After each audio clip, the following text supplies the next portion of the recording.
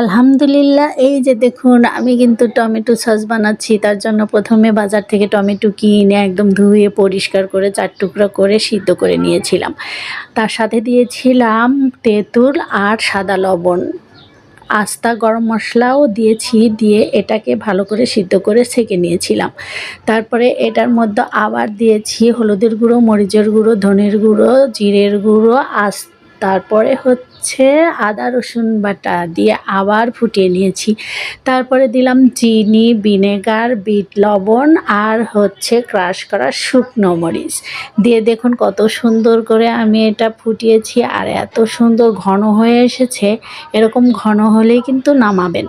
আর এটার মজা কিন্তু অনেক বেশি হয়। অলরেডি কিন্তু আমার হয়েও গেছে দেখুন। আমি কিন্তু ঠান্ডা করে কাচের জারে ভরে নিয়েছি। আর এটা কিন্তু খেতে অনেক মজা, বুঝতেই পারছেন নিজের হাতে বানানো সস। আপনারা একবার ট্রাই করেই দেখবেন। আমি তেজপাতা দিতে ভুলে গিয়েছিলাম, তাই কিন্তু পরে দিয়েছি। আর ভিডিওটা যদি ভালো লেগে থাকে লাইক, কমেন্ট, শেয়ার করতে ভুলবেন না। থ্যাংক